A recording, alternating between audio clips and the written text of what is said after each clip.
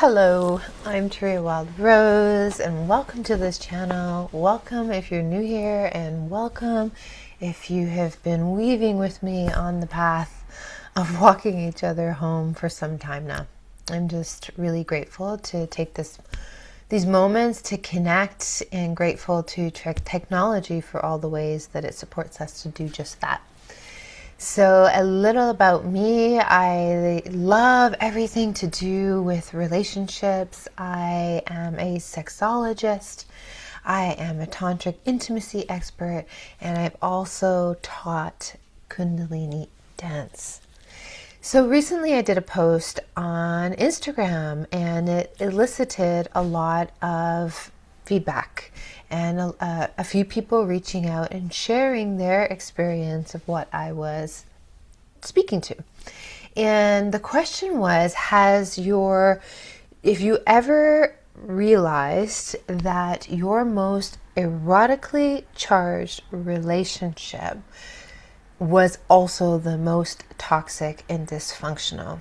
So the question that I offered was, if you were asked, what is the best thing about your relationship? Your answer would be sex. And if there was a deeper exploration, you would struggle to find other areas that weren't dysfunctional or toxic.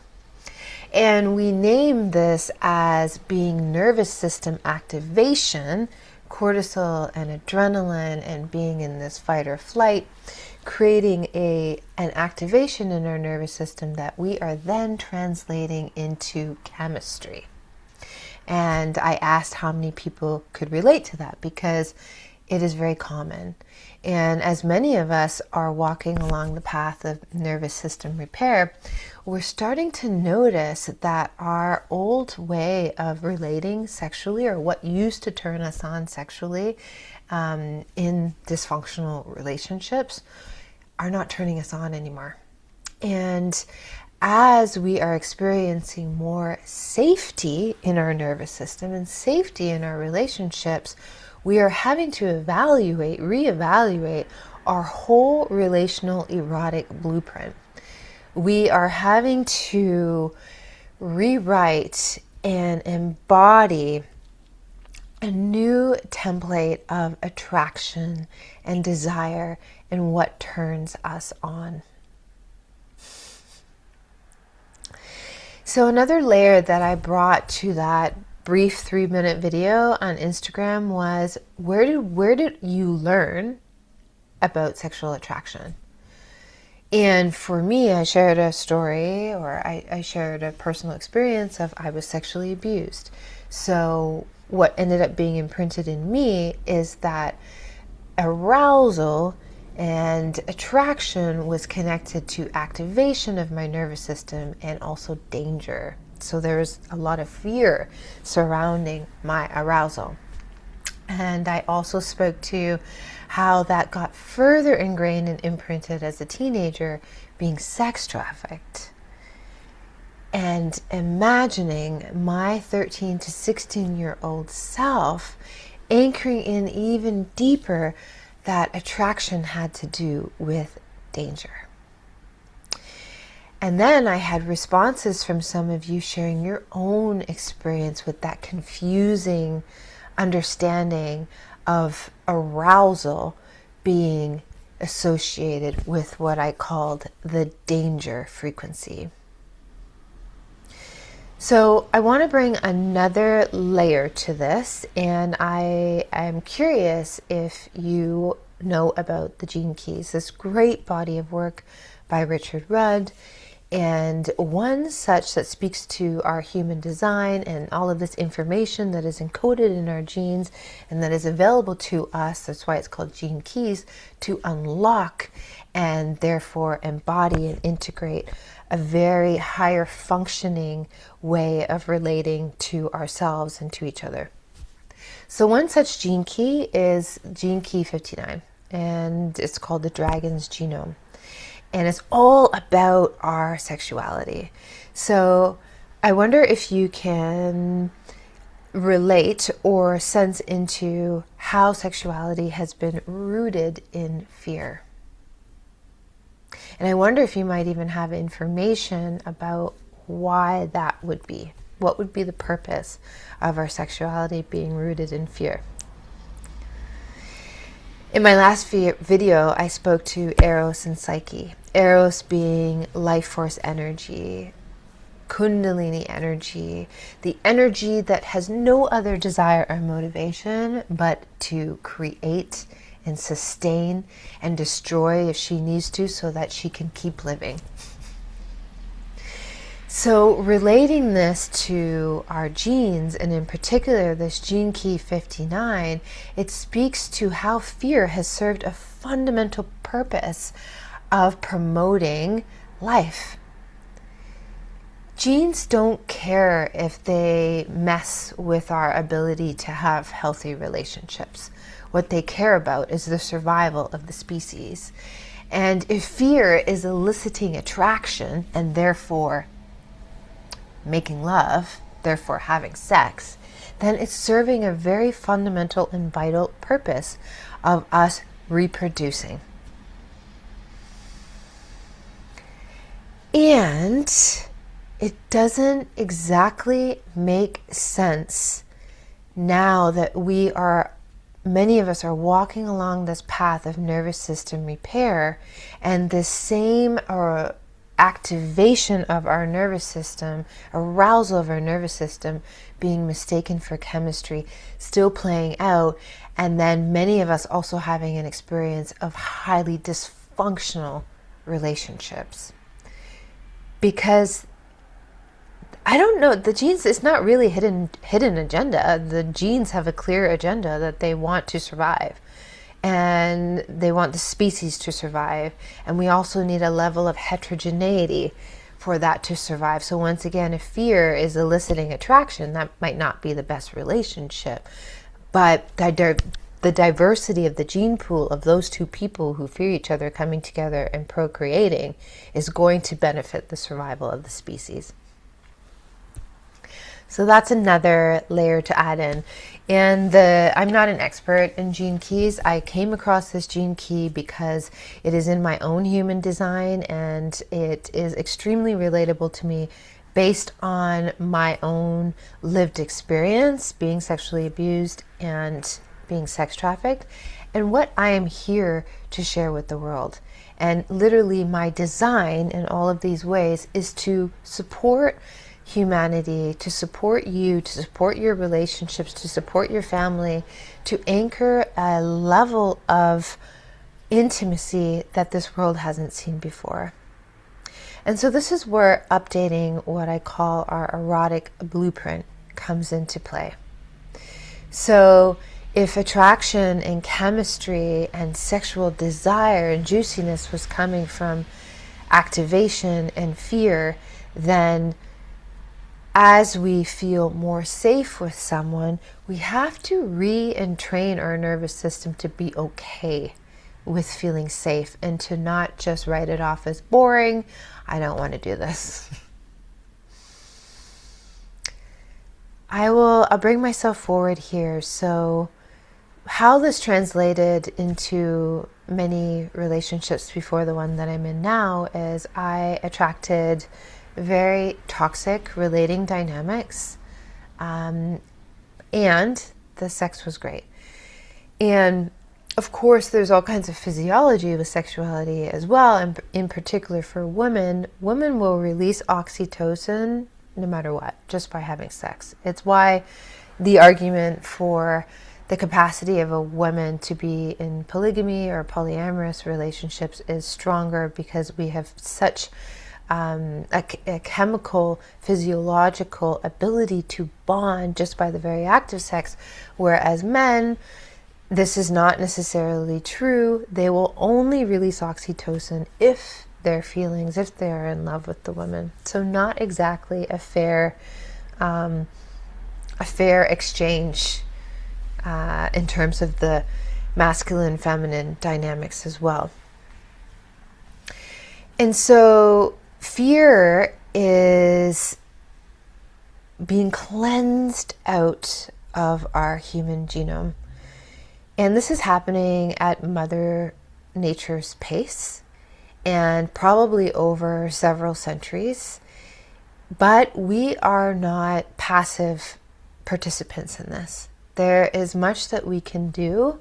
There is much that we can become practiced at. There is support that we can receive that can support us to understand what's going on and understand the importance of it and become more practiced at embodying this new erotic relational blueprint. Another important thing to speak to is this capacity to embody a new erotic relational blueprint and to dissolve the old way of relating in fear and nervous system activation is not privy to people who've been through the profound traumas of sexual abuse. We all have fear. And you know, whether you're in the dating world or you're in a long-term relationship, you might have a story or decided that the reason why relationships are challenging for you or they don't work out is because, you know, your second girlfriend cheated on you, or your first boyfriend left you for someone else. You might have decided through storytelling in the brain that this is why you don't feel safe to open up. But the truth is, it's much more deeper than that. It's ancestral, and it is rooted in your relationship, your primary relationship with your mother and your father. And here's the thing, it's not just those of us who had really tumultuous or traumatic relationships with mom and dad. I have been privy to scenarios where a man has had a very loving, super nurturing relationship with his mom and still grew up to be resentful and mistrustful of the feminine, because in that kind of overbearing, but to her, loving energy, he wasn't able to fully grow.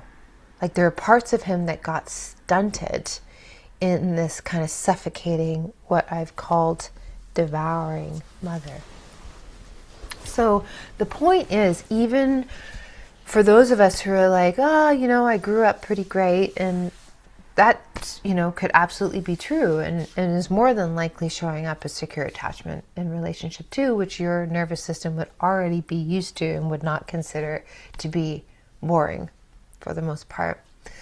But for those of us who notice that there's a mistrust of men or there's a mistrust of women, it begs a deeper question how our relationship with our mother and our father is impacting how we're showing up in future relationships. And it also begs the question and invites us to take a deeper look at this gene key, 59, which speaks to the shadow of dishonesty. Right? So dishonesty first and foremost with ourselves. Where do we lie to ourselves about our fears in relationships or in life or about sexuality? And then how do we lie to others? You know, not always intentionally, about our fears, our insecurities around sexuality and relationships. And how did our primary relationship with mom and dad influence this mistrust, which can often show up unconsciously in our relationship? And I invite you to go and explore Gene Key 59 some more. There's a great video on YouTube actually here that speaks to it in really brilliant ways. And this brings us to the gift of intimacy. And ultimately, there is this cleansing that is happening in our sexuality and how fear has been, in essence, in a lot of ways, supporting us or supporting the intention and the motivation of the survival of the species to proliferate in reproduction, to now be transcended into a totally new experience and a new erotic template that we can bring forward. And it takes time, you know, so it's not for Mother Earth, and Mother Nature is going to work with this on her own timing. And I think the most important thing is that we're really loving and compassionate with ourselves, that it took, a lifetime for many of us, and then also many lifetimes of our ancestors for us to get here. And the fact that we are even here being in, I'm able to say, oh, many of us have been on the path of nervous system repair, aka survival, aka moving out of fear into love and safety, and are now just having to really get used to being safe and finding safety sexy, and being with the discomfort when safety feels boring, or we're noticing that we're not experiencing arousal. And we love our partner deeply. We love them deeply. We're so grateful for all the beautiful and safe ways they show up. And our erotic blueprint hasn't caught up yet. And that's totally normal. And for those in the dating world, taking the time to notice when that safe guy or that safe woman, you're just not that into. You're just not that into. So you avoid it, or you offer it up altogether and decide that, life is just so much more fun and exciting when there's all this drama and ooh, and the sex is great. Because it's all primal. It's all happening below the heart chakra. So these lower chakras, they aren't good or bad. They're just lower because they are below the heart. It's primal energy. It wants to fuck and fight and fight for life. It doesn't really care how it does it. So in this possibility to transcend the fear, intimacy is really about revealing yourself. This is the messy part. This is the butterfly in the cocoon, and it's ooey and it's gooey and it's messy, because it requires bravery, and it requires us revealing ourselves in such a way that the transcendence of these energies below the heart are transformed into a new experience of love and sexuality and relationships as they come up into the heart. So it is an opportunity to transform the primal desires into a safe, beautiful, sacred, holy, loving experience. What else wants to be channeled today about this?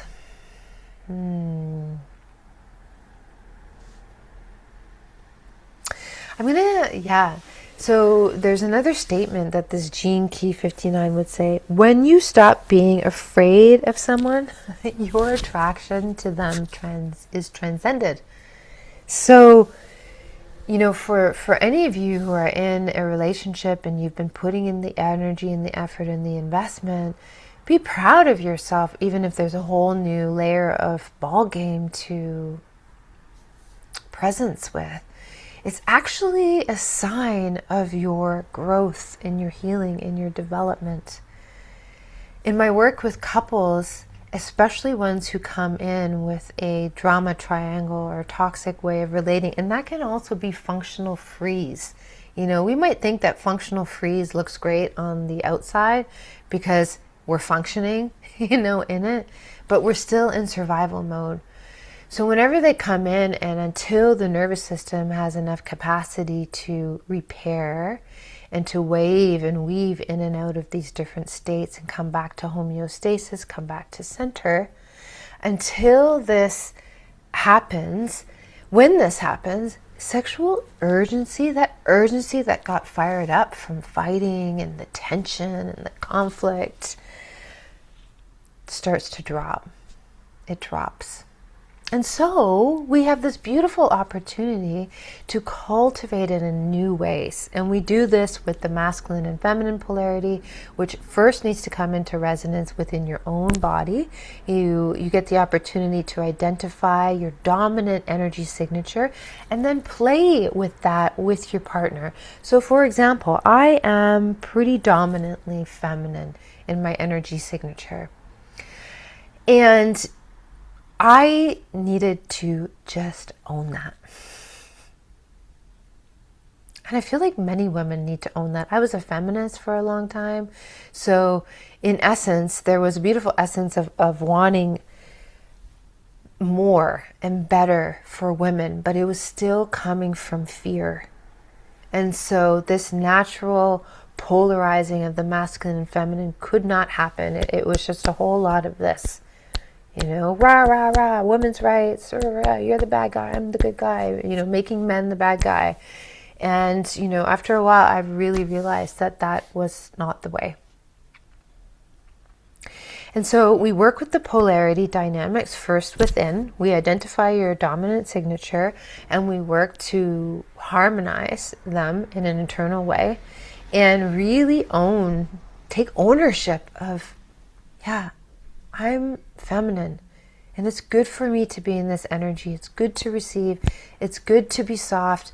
It's good to flow. It's good to focus on filling myself up so that when I do invest in my dreams and my relationships and my desires, it's not coming from a masculine, forceful energy that's out of alignment, and it doesn't work with the polarity. So again, in my own relationship, we had to work through some of our old belief systems where it's like, oh no, the man and the woman, it's equal in the financial resources. The woman still takes care of the home and blah, blah, blah. So it was still for me in a survival. It's like, I still got to pay rent. I still got to contribute to the groceries. I still got to do this until we both really took ownership. So my partner took ownership of his masculine energy and what was being called of him and his leadership and provider and protector. And until I took ownership of letting go of control of, oh my goodness, if I surrender to allowing him to really support me, then I'm going to owe him something, or it's just all of the fears that come up with letting go of control. So I had to surrender that. I had to receive his support as being the provider. And from this place, then I get to fill myself up. I get to invest in what lights me up. And the relationship serves to magnify this energy instead of draining each other from the ways that you're batting heads and all the energy is going into conflict and tension, instead of investing in you, filling yourself up, taking ownership of the polarities and the qualities of the polarities and creating that magnetism in a whole new way that translates into the bedroom, translates into great sex through the polarities. So first within and then between the couple body. Because the couple has a body, there's a Venn diagram, you have your own sovereign, differentiated selves, great. That needs to be in integrity so that it's not a codependent dynamic. And then you have the part that overlaps, it looks like a yoni, and that is your couple body. And this is also how your auras are consistently communicating to each other. So that is the first thing, the polarities. And also working with your capacity to be present to what you call boring. To just be able to rest in what you would call the flatness or the boringness of being in a safe and secure attachment. Easier said than done. It takes practice. It takes coaching. It takes cheerleading, and it takes time. And then working with tantric intimacy, relating techniques where now the polarities of the divine masculine, divine feminine are eliciting and sustaining and stoking the fire of attraction. And there are so many beautiful practices and techniques where we can experience union, where these energies below the heart, these wild primal energies that really only care about fighting and fucking and making life go on, we bring them up through practices like Kundalini, Tantra. Mentak Chia has some great cosmic orbit practices where you bring this primal energy up into your heart, and you can breathe with your partner and weave an experience of union through your eyes, through the synchronization of your breath, through sharing. And to get to, so these practices are really great and give us hope about the possibility. But one of the greatest ways that we will transcend our current paradigm of fear-based sexuality for procreation is in the gift of the gene key 59, which is intimacy. Right? So what that means is we need to reveal our fears first to ourselves and then to others.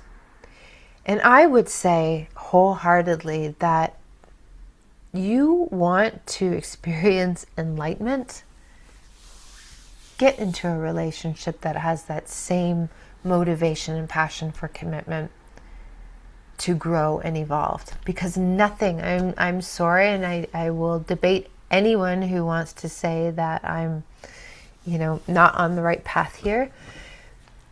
There is no relationship besides, well, maybe your family, but not even. You have your strategies. There's no friendship. There's no community relationship. There's no colleague relationship that is going to support the intensity of this possibility for entering into harmony and creating a new erotic blueprint than what gets stirred up and activated in an intimate relationship. So if you are in an intimate relationship, maybe you're even in a long-term intimate relationship, I say congratulations to you, because as I'm sure you know, it's not easy. You commit every day to choose one another, and all of the waves that move through you individually and as a couple can be the most challenging thing to do as far as I'm concerned in our lives. So we're all about embodying a level of intimacy that humanity has yet to experience. And I'm literally designed for this. My life experience being sexually abused and sex trafficked prepared me in many ways for this movement. My human design is like the placement of gene key 59 in my chart speaks to the prominence of my purpose, my soul's blueprint, to be here and to support this critical time in the evolution of our sexuality, and as many of our nervous systems are healing, to now also be able to embody a new erotic blueprint where you can have that beautiful and safe relationship and also still be turned on and have the best sex of your life. And acknowledge that pleasure is your birthright. And the more that we keep sexuality in the shadows, that is when it becomes a monster. Harm happens and sexuality becomes a monster when we're not willing to be radically honest with ourselves and each other about our fears, our insecurities, our desires, our fantasies, whatever it is. As you are brave enough and supported to be brave enough to reveal it, it integrates, and therefore you've transcended it. And that's where we're going with sexuality. And it's exciting. It's so exciting. So if you hung in with me here until this moment, thank you. I just want you to know that you're not alone. We are all in this together. And these are extraordinary times. And I know who you are. I know who you are. You're probably like me. You have always believed in a great love story. And that is purposeful. That is purposeful. That has probably put you on the path of personal development and healing, because that part of you that has longed for that would not give up. But, and maybe a story for another time, that longing can also keep you addicted to the longing if you are not committed to offering up that strategy of being addicted to the longing and recreating old patterns, and commit to something different by showing up and being brave and be supported to be brave. We cannot do this alone. We cannot do this alone. So I love you. I see you. I see you. You are so worthy of that great love story. It does exist. It happened for me after many, many relationships of a deep longing, but at the same time, if I'm to be radically honest with myself, I wasn't willing to do the deeper work necessary, so that for a long time, until I was, and it only was until it only transformed when I went all in with harmonizing my own internal feminine and masculine energies, being radically honest with myself, and, you know, facing all the things that I needed to face to transcend, that then I magnetized my beautiful partner, happy.